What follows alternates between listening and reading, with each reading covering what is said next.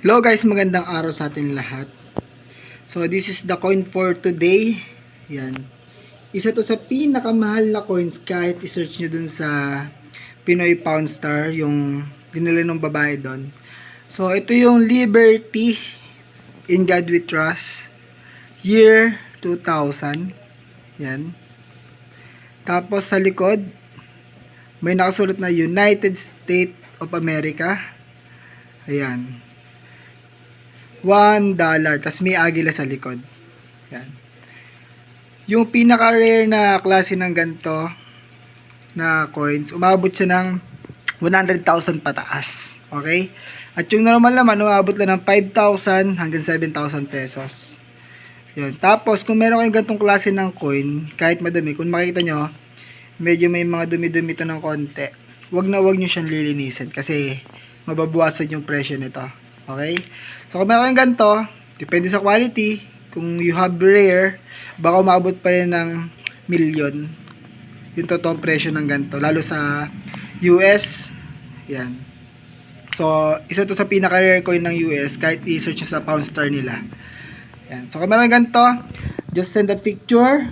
Tapos, na-try natin suriin kung meron kayong rare or normal coin na Liberty. So, yung normal coin umabot ng 5,000 hanggang 7,000 pesos. Depende sa quality ng coin.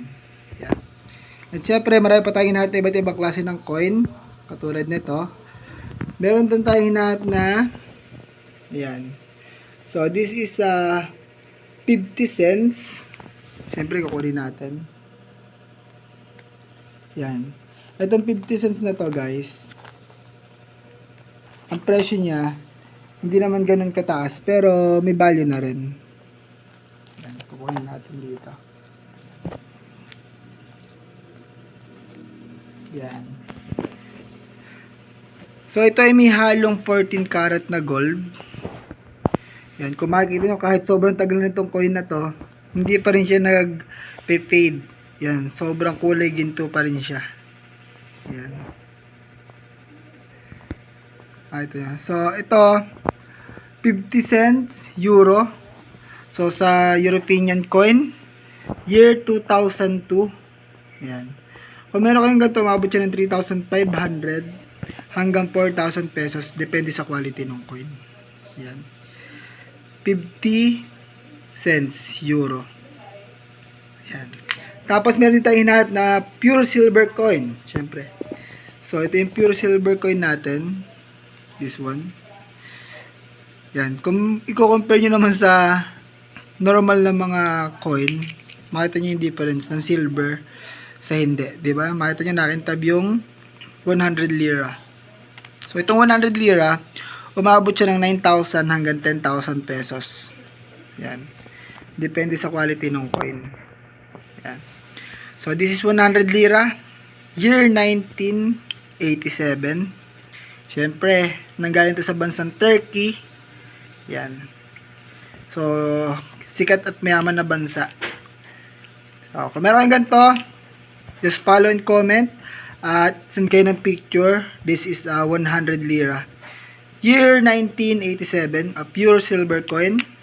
Naghanap din tayo ng yan. Elizabeth II. May nakalagay sa taas na DG Regina. Yan. Canada, 1984, 50 cents. Ito naman 50 cents na to, maabot ng 2,500 hanggang 3,000 pesos. Depende sa quality ng coins. Yan. So, kung meron kayong mga iba't ibang klase ng coins, yun na muna for today. Siyempre, pinaka-rare natin, kung meron kayong ganito. Yan.